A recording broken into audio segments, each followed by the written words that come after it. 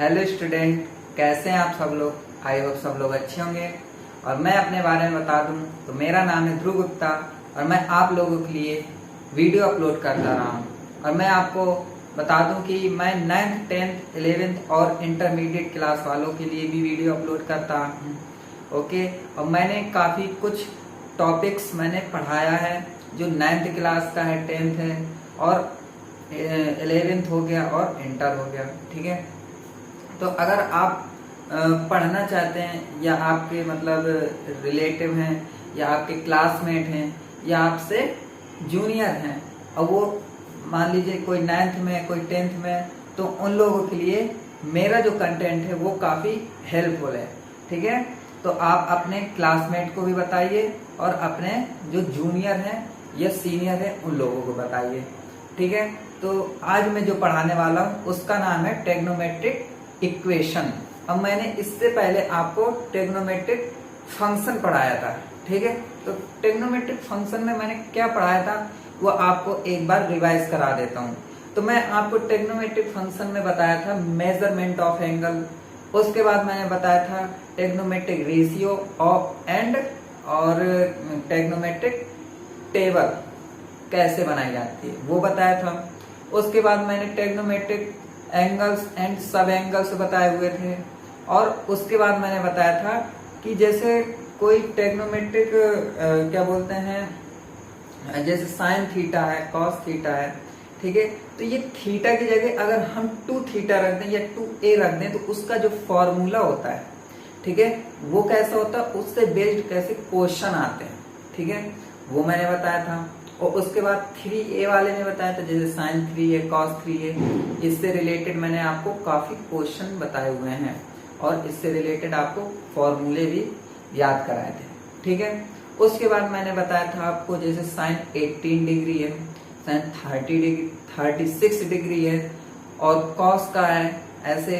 तो इससे रिलेटेड काफी क्वेश्चन हमारे इंटरमीडिएट एग्जाम में पूछे जाते हैं। ठीक है, अपने इंटरमीडिएट एग्जाम में भी पूछे जाते हैं और कहने का मतलब है कि फर्स्ट ईयर में भी पूछे जाते हैं।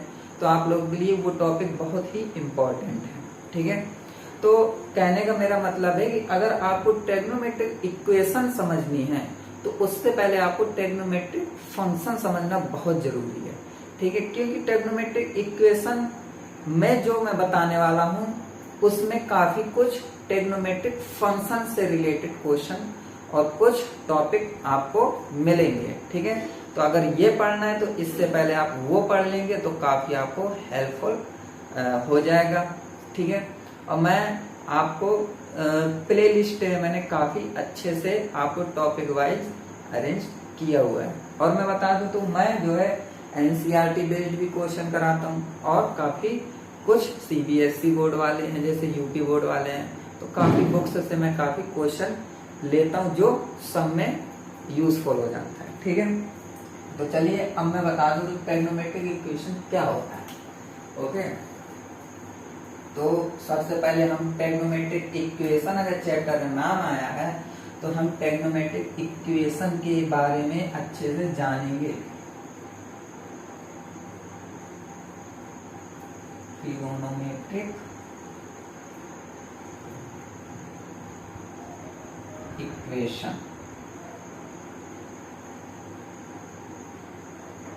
Equations.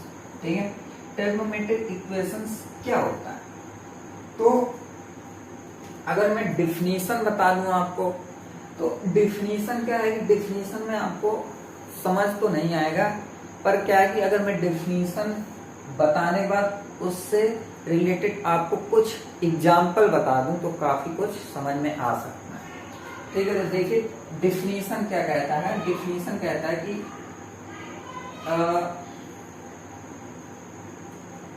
Equation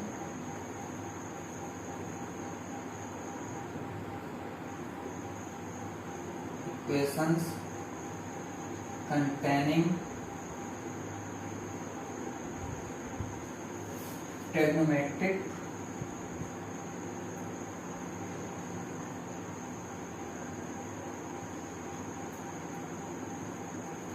function functions of unknown angles are known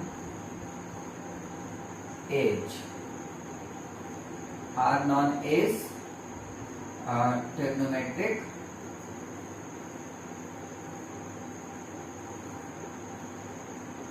equations।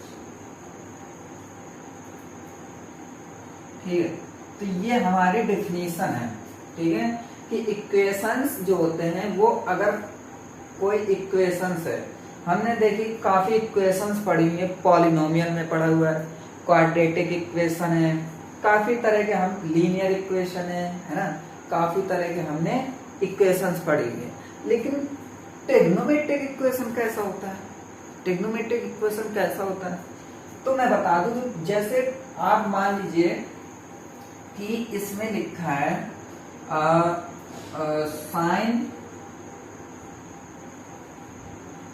Sign theta. ठीक है, sine theta is equal to 0। ठीक है, ये sine theta is equal to 0 लिखा है तो हम इसको इक्वेशंस बोलते हैं। क्या बोलते हैं? इक्वेशन। ये क्या है? हमारा एक समीकरण है। ठीक है, हिंदी में हम इक्वेशंस को समीकरण बोलते हैं। तो देखिए मैं बता दूं तो ये क्या कहता है, ये इक्वेशन क्या कह रहा है?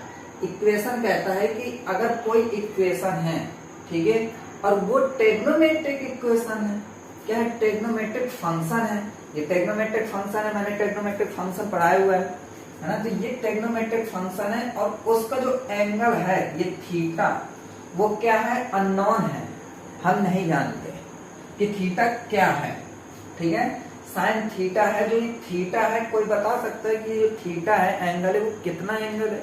कोई नहीं बता सकता, तो वो अननोन है, जानते नहीं है। ठीक है, तो हम अगर उस थीटा को पता कर लेते हैं, ठीक है, अगर हम इस थीटा को बता दें कि ये थीटा कितना होगा, तो हम उसको कह देते हैं कि ये ट्रिग्नोमेट्रिक इक्वेशंस है। मतलब इसका जो थीटा निकल आया तो हम कह सकते हैं कि जो थीटा है अगर निकल आया आपका, तो हम कह देंगे कि वो क्या है? ट्रिग्नोमेट्रिक इक्वेशन है। कैसे? जैसे याद कीजिए कि मैं आपको जैसे क्वाड्रेटिक इक्वेशन आपने 10th क्लास में पढ़ा होगा। ठीक है, तो हम 10th क्लास में क्वाड्रेटिक इक्वेशन में जब हम x के वेरिएबल होते थे, जैसे x स्क्वायर होता था, ax square plus bx plus c is equal to 0। अगर हम इस x की वैल्यू पता कर लेते थे तो हम कह देते थे कि ये इक्वेशन है ना। तो x की जितनी पावर होती थी तो हम कह देते x की पावर इतनी, x इज इक्वल टू इतना है, मतलब हम उसका वेरिएबल हम निकाल लेते थे, रूट निकाल लेते थे। ठीक है, ऐसे ही इसमें क्या है? इसमें हमें थीटा निकालना होता है कि थीटा कितना है। अगर हमें थीटा पता चल जाएगा तो हम कह देंगे कि ये भाई जो इक्वेशन है वो क्या है? थीटा उसका जनरल सॉल्यूशन है। क्या है? General solution. तो आई होप आपको ये डिफिनेशन और ये इक्वेशन समझ में आ गई हो। तो देखिए साइन थीटा, ट्रिग्नोमेट्रिक फंक्शन में साइन थीटा होता है, कॉस थीटा होता है, टेन थीटा होता है, कॉट थीटा होता है ना। तो काफी कुछ होता है, लेकिन इसमें एक प्रॉब्लम होती है। ठीक है, और वो क्या प्रॉब्लम होती है वो हम बाद में डिस्कस करेंगे। ठीक है, हम इसमें क्या लिख सकते हैं कि एग्जाम्पल क्या है? Sine theta is equal to 0 है ना। उसके बाद हम लिख सकते हैं, लिखने को कह सकते हैं तो sine cos theta is equal to 1/2 है ना। Tan theta is equal to लिख सकते हैं, tan theta is equal to कितना होता है? Tan theta is equal to √3 etc। तो ये सब हमारे क्या है? ये सब इक्वेशन है। अब इन इक्वेशन को सॉल्व कैसे करते हैं वो हम सीखेंगे इसके बाद। तो चलिए ये नोट कर लीजिए और इसके बाद मैं आपको इसमें आपको कैसे सॉल्व करते हैं इक्वेशन वो सिखाता हूँ। ठीक है, तो आई होप ये सब आपको समझ में आ रहा होगा। ठीक है, तो चलिए मैं आपको लेकर आता हूँ।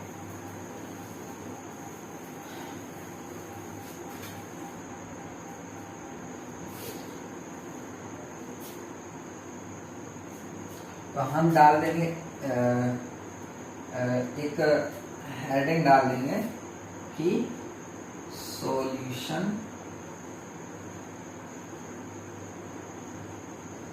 Of A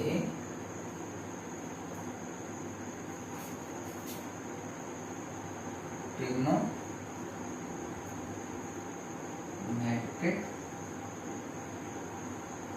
equation.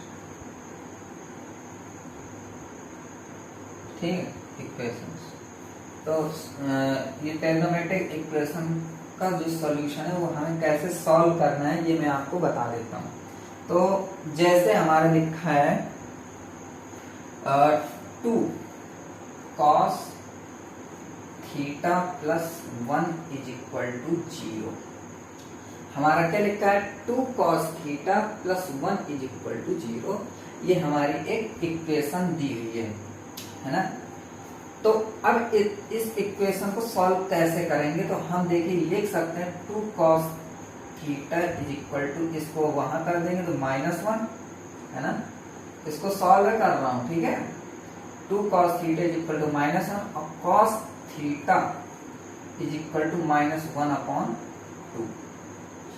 ये चीज मैं बता चुका हूं, यहां से हमने यहां बनाया, ठीक है। ये चीज मैं बता चुका हूं। अब क्या है कि cos theta is equal to -1/2 है। तो देखिए इसमें क्या है कि cos थीटा तो cos थीटा रखा रहेगा, ठीक है। अब आपसे मैं पूछूं तो आप ये बताइए कि क्या बोलते हैं कि जो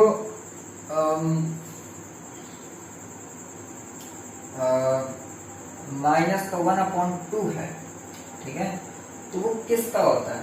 तो हमें भाई पता है किसका, प्लस का पता है ना। प्लस का कितना होता है, कहने का मतलब प्लस का होता है हमारा, अगर मैं पूछूं आपका 1/2 cos थीटा में किस एंगल में 1/2 होती है, तो हमारी cos 60 की वैल्यू होती है ना, कितनी 1/2। तो cos 60 को हम कितना लिखते हैं, रेडियन में लिखते हैं तो 1/π/180। तो 76 कटाना π/3 है ना। तो क्या है कि π/3 है ना। ये किसका है, ये 1/2 का है। लेकिन हमारा माइनस का जो 1/2 का होता है वो होता है हमारा, जैसे लिखा है 2π/3 है ना। तो ये कहने का मतलब है कि हमारा 120 का होता है, ठीक है। 2 × 180/3। हाँ, तो हमारा जो 1/2 होता है वो हमारा किसका होता है, cos 120 का होता है, ठीक है। cos 120 का हमारा एंगल होता है -1/2। तो देखिए मैंने आपको cos 90 तक बताया हुआ है, ठीक है। लेकिन आपको क्या करना है कि 90 के बाद, जैसे मैं बता दूं, जैसे कि cos 60 की वैल्यू 1/2 है, तो उसका जो दुगना होगा वो माइनस का हो जाएगा, ठीक है। 1/, ये फिर तिगना क्या हो जाएगा, प्लस का हो जाएगा, चौगना क्या हो जाएगा, माइनस का हो जाएगा। मतलब माइनस प्लस चला करते हैं, ठीक है। तो अब cos theta is equal to cos 1/120, ठीक है। तो cos theta is equal to, इसको अगर रेडियन में बोले तो हमारा कितना होता है, cos 2π/3 होता है, cos 2π/3 होता है, ठीक है। तो अब इसमें क्या करना है कि ये हमारा बैलेंस हो गया। क्या बैलेंस हो गया कि cos theta is equal to cos ये। तो बस हमें यहाँ क्या करना है कि थीटा इज इक्वल टू, जितना एंगल ये थीटा है तो ये जो एंगल है वही रख देंगे 2π/3। तो ये क्या हो गया हमारा, ये हमारे आपके थीटा पता चल गया। मतलब अगर हमने थीटा देखी, थीटा निकालना था हमें, थीटा जो अननोन एंगल है, अब वो पता चल गया कि जो थीटा वो हमारा कितना है, 2π/3 है। तो ऐसे ही हम सॉल्व करते हैं। हम एक क्वेश्चन और लेते हैं, ठीक है। देखिए क्वेश्चन क्या है वो, आपको अगर ये समझ में नहीं आया होगा तो एक क्वेश्चन में इजीली लेता हूँ, वो शायद आपको अच्छे से समझ में आ जाएगा। ठीक है, जैसे ले लूं sine theta is equal to 0, जो मैं पहला एग्जाम्पल बताया था वही sine theta is equal to 0। तो मैं अगर पूछूं कि sine theta is equal to 0, तो साइन थीटा ये रखा रहेगा। अब साइन में 0 किसकी वैल्यू होती है? साइन में 0 किसकी वैल्यू होती है? तो आप कहेंगे साइन में वैल्यू 0 की होती है, साइन 0 इज इक्वल टू 0 होता है। तो इसमें हम कह देंगे थीटा की वैल्यू कितनी है? 0 है ना। थीटा की वैल्यू कितनी हो गई? 0। ओके, ठीक है। तो ऐसे ही हमें सॉल्व करना होता है। ठीक है, इसी तरह हमें क्या करना है? सॉल्व करना है। अब देखिए, इसके बाद अब मेरा कहने का मतलब इस तरह हमें सॉल्व करना होता है। अब हमें जो है कुछ ऐसे चीजें हैं जो हमें याद करनी है। ठीक है, फॉर्मूला के तौर पर। तो वो क्या है वो मैं बता देता हूँ। जैसे एक हमारे तो देखिए इसमें थ्योरम बहुत होती है। ठीक है, लेकिन हमें थ्योरम सॉल्व करने की जरूरत नहीं है। ठीक है, हमें क्या करना है कि थ्योरम की जगह हमें ये याद रखना है कि देखिए जैसे आपका साइन थीटा है। ठीक है, sine theta is equal to 0 है अगर, ठीक है, sine theta is equal to 0 है, देन इसका जो थीटा है, जो जनरल सॉल्यूशन है थीटा, वो कितना होगा? तो हम बोल देंगे कि n पाई होगा।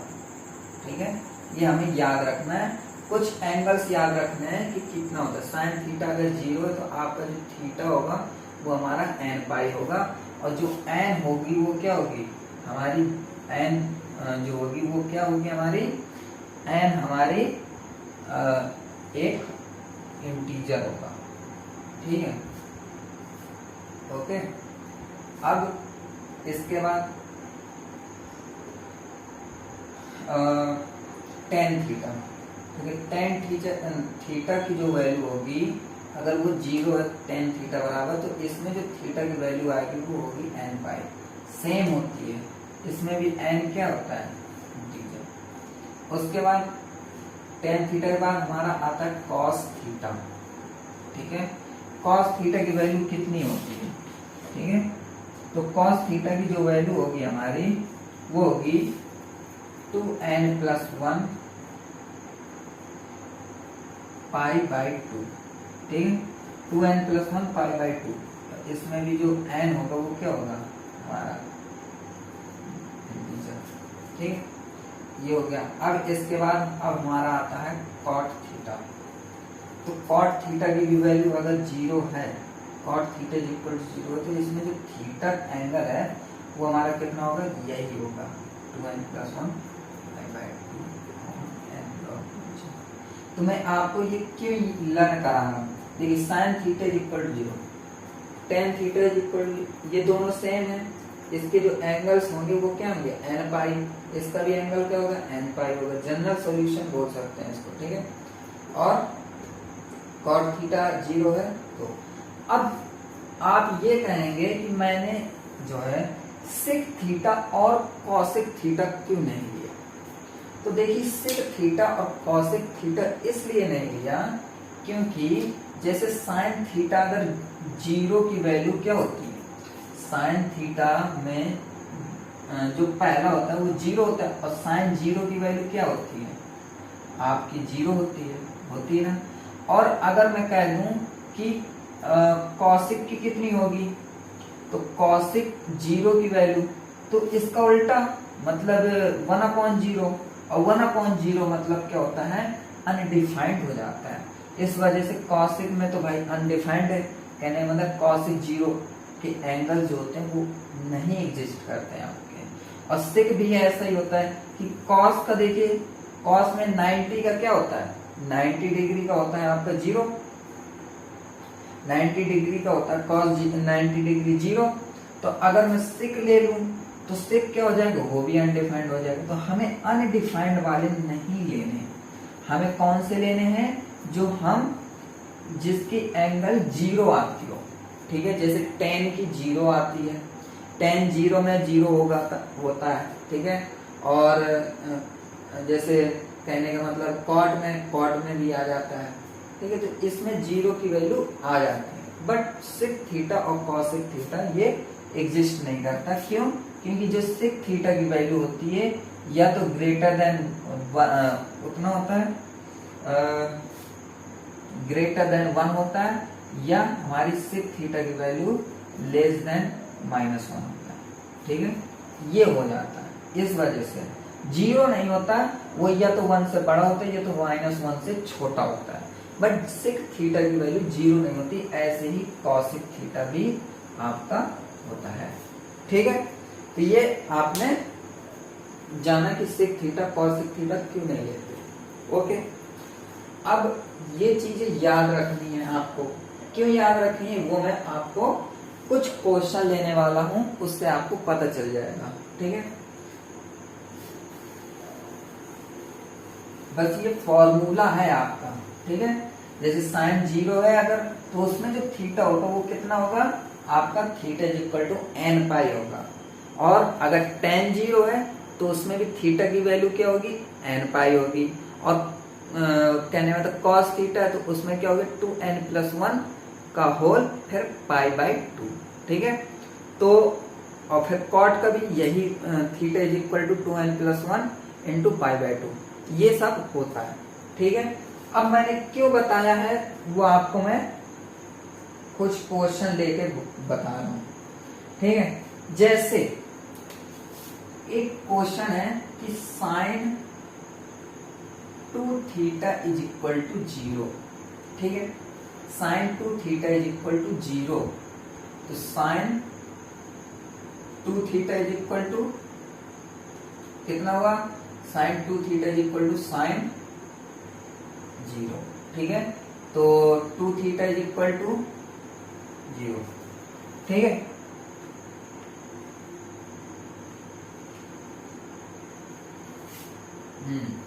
यहाँ एक थोड़ी सी वो क्या कहना है कि sin 2 theta is equal to 0 है अगर, तो देखिए मैंने अभी आपको बताया था ना sin theta is equal to 0 बताया था।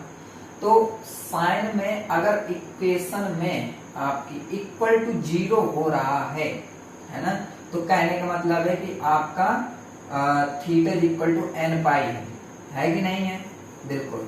तो ऐसे ही ये sin 2 theta is equal to 0 है ना, तो इसमें इक्वल टू 0 है ना, तो हम क्या कहेंगे sin 2 theta is equal to sin 0 है ना, और sin 2 theta is equal to 0, तो 2 थीटा इज इक्वल टू इसकी वैल्यू क्या है, n पाई है। मतलब जो थीटा है इसमें वो क्या होगा, n पाई होगा आपका। तो थीटा इज इक्वल टू क्या हो जाएगा, n पाई बाई 2। ये चीज मैं आपको बता रहा था, ठीक है। बस ऐसे ही हमें सॉल्व करना है। ये चीज अगर आपको समझ में आई हो तो बताइए, वरना मैं फिर से बता देता हूँ। चलिए फिर से एक बार समझ लीजिए। देखिए क्या है कि मैंने आपको साइन थीटा है, ठीक है। अब थीटा इज इक्वल टू 0, ये आपका एक इक्वेशन है, कोई वैल्यू नहीं है, ये आपकी इक्वेशन है। अब साइन जो थीटा है इसमें, वो थीटा कुछ भी हो सकता है, 2 थीटा हो जा सकता है, 3 थीटा हो सकता है, 4 थीटा, कुछ भी हो सकता है। लेकिन आपका अगर इक्वेशन आपका इक्वल टू 0 हो रहा है, कहने मतलब है sine 2 theta is equal to 0 और sine 4 theta is equal to 0, कितना भी हो रहा है, तो उसमें जो आपका जो थीटा होगा जनरल सोल्यूशन वो क्या होगा, n पाई होगा, है ना। अब थीटा कितना है आपका, अगर 4 थीटा तो 4 थीटा रख देंगे, 6 थीटा तो 6 थीटा रख देंगे, कुछ भी है, ठीक है। बस ऐसे ही ये सॉल्व किया मैंने, ठीक है। तो जैसे ये sine 2 theta is equal to 0, तो अब आपको क्या रखना है कि ये तो भाई हमारी इक्वेशन बन रही है, इसका जो सॉल्यूशन होता है वो क्या होता है, n पाई होता है। तो बस इज इक्वल टू क्या है, n पाई रख दिया और 2 थीटा है ना, तो theta is equal to n pi by 2, ये आपका आंसर होगा। तो इस तरह हमें क्या करना है, आपको एंगल निकालने हैं, ठीक है। ओके, अब मैं एक क्वेश्चन और लेता हूं, ठीक है। वो cos में है। जैसे आपका लिखा cos 3 theta by 2 is equal to 0। इसमें तो आपको समझ में आ जाएगा, बस कुछ नहीं करना है। cos 3 theta by 2 is equal to cos 0 किसका होता है? cos पाई बाई 2 का होता है ना, होता है। और उसके बाद cos पाई बाई 2, तो 3 theta by 2 is equal to, इसका जो जनरल सॉल्यूशन क्या होता है? Theta is equal to 2n plus 1 into pi by 2 होता है ना। तो बस क्या करना है, हमें ये रख देना है 2n प्लस 1 फिर इंटू पाई बाई 2 रख दिया। अब हम सॉल्व करेंगे यहाँ पर, ठीक है। तो देखिए कैसे सॉल्व करना है। अब हमारा जो 3 theta by 2 is equal to कितना है? 2n plus 1 into pi by 2। तो थीटा हमें निकालना, तो देखिए ये हमारा ऊपर चला जाएगा, नीचे चला जाएगा। तो theta is equal to 2 into 2n plus 1 pi by फिर 3 यहाँ आ जाएगा, तो 3 2 जा 6, ठीक है। 2 3 जा 6, तो हमारा जो थीटा आ गया वो कितना आ गया? 2n प्लस 1 पाई बाई 3, ठीक है। तो ये हमारा सॉल्यूशन हो गया, ठीक है।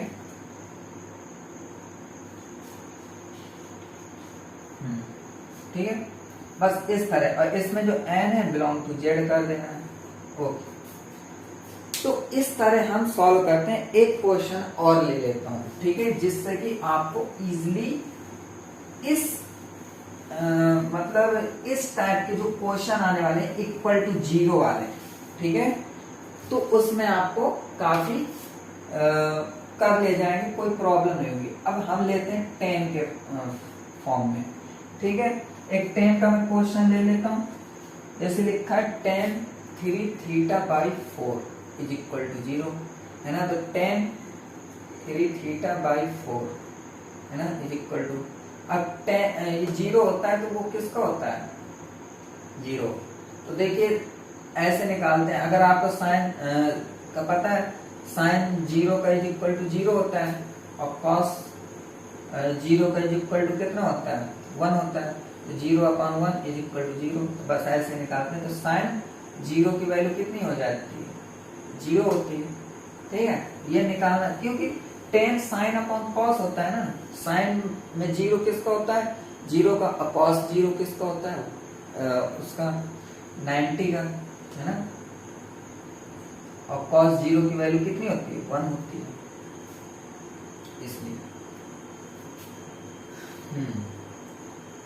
तो ये हो गया। तो 10, तो हम यहाँ पे क्या रखते हैं? 3 theta by 4 is equal to, हमारे 10 में थीटा की वैल्यू क्या बताई है आपको? 10 में थीटा की वैल्यू जो बताई है मैंने, वो क्या बताई है आपका? 2n plus 1 into pi by 2 where n belong to z, है ना।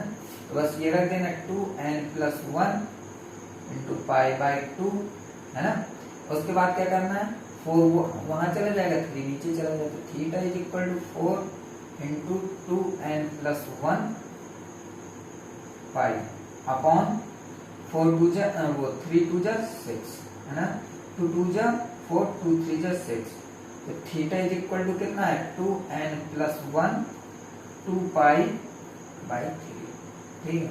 तो इस तरह आता है, और where n belong to z।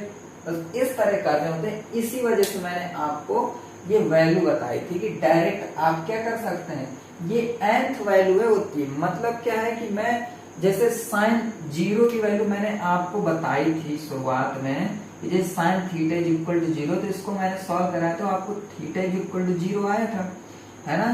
तो ऐसे ही जैसे थीटा इज इक्वल टू 0 आया है, फिर उसके बाद आपको जैसे लिखा है आपको 2, जैसे थीटा इज इक्वल टू 0 है, यहाँ साइन 0 की वैल्यू 0 होती है।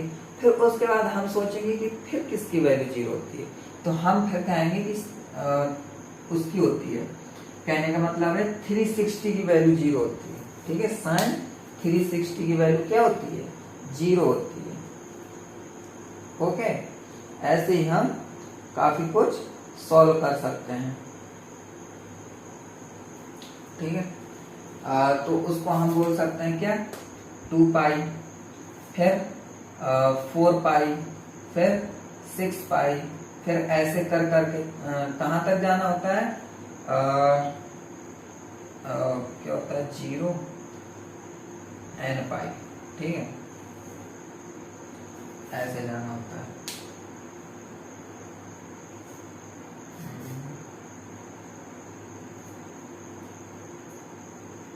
2 पाई हो गया,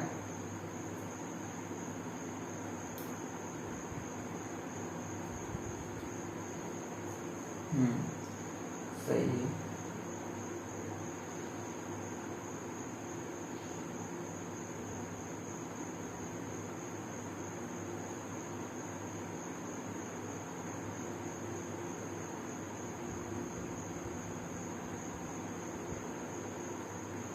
ओके, ठीक है।